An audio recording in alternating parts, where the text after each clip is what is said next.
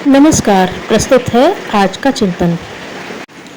श्रेय सम्मान की चाहत प्रायः सभी को होती है। दीपक लेकर ढूंढने पर भी शायद ऐसा कोई नहीं मिलेगा जो अपमान को अपनी झोली में डालना चाहे। चाहत की तीव्रता के बावजूद इसके वास्तविक रूप को बिरले समझ पाते हैं।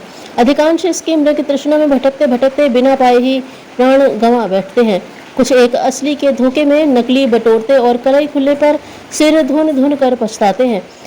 प्राचीन समय के राजघरानों से लेकर अर्वाचीन समय तक पद प्रतिष्ठा को झटकने के लिए न जाने कितने षड्यंत्र पनपे और पनप रहे हैं। इन सब के पीछे एक ही चाहत रही है, किसी भी तरह अधिक से अधिक सम्मान अपनी झोली में आ गिरे। पर होता है इसके विपरीत।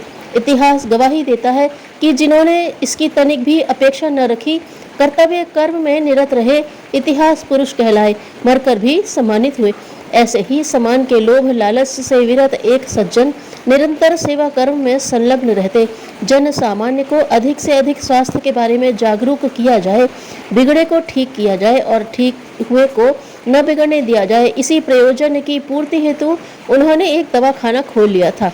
सहायता के लिए कंपाउंडर की नियुक्ति भी कर ली थी ताकि ज़्यादा से ज़्यादा लोगों को लाभ पहुँचे।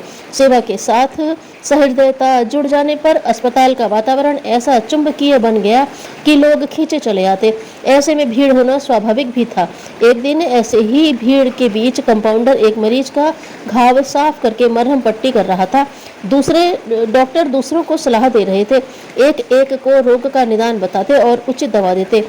इसी बीच डॉक्टर के लड़के की उंगली में अस्पताल के बाहर चोट लग गई। चोट मामूली थी। वह दौड़ा दौड़ा आया और कंपाउंडर से पट्टी बांधने को कहा। उसके इस कथन पर कंपाउंडर ने बैठने का इशारा किया, क्योंकि वह एक मरीज के गंभीर घाव की मरहम पट्टी में व्यस्त था। उसकी व्यस्तता उचित भी थी, पर डॉक्टर का लड़का आदेश की अवहेलना सह न सका। उसने गुस्से में आकर कंपाउंडर को 2 चांटे जड़ दिए। बोला, अस्पताल हमारा है और तुझे हमारे आदेश की अनसुनी कर दूसरों का इलाज करते शर्म नहीं आती। तब तक उसका काम समाप्त हो चुका था। उसने विनम्रता पूर्वक क्षमा मांगते हुए लड़के की उंगली में पट्टी बांध दी। शाम को यह बात डॉक्टर साहब को मालूम पड़ी। उन्होंने लड़के से कुछ नहीं कहा, वरन कंपाउंडर से क्षमा याचना की और प्रायश्चित स्वरूप पेंटर को बुलाकर आदेश दिया कि अस्पताल के साइन बोर्ड से मालिक के स्थान से मेरा नाम हटाकर कंपाउंडर का नाम लिख दिया जाए। पेंटर ने ऐसा ही किया। अपने पिता का यह कार्य देखकर लड़के के अभिमान का हिमालय गलकर आंसुओं में बहने लगा। उसने क्षमा याचना की। पिता ने कहा, क्षमा मांगना है तो उसी से मांगो जिसके प्रति अपराध किया है। गलती स्वीकारने, माफी मांग लेने पर पिता ने समझाते हुए कहा, सम्मान पाने का तरीका वह नहीं है जो तुमने अपनाया। वास्तविकता तो यह है कि सम्मान की पूंजी देने पर मिलती है, बांटने पर बढ़ती और बटोरने पर समाप्त हो जाती है। सम्मान के इस सूत्र का प्रतिपादन करने और तदनुरूप जिंदगी जीने वाले सज्जन थे लाला लाजपत राय।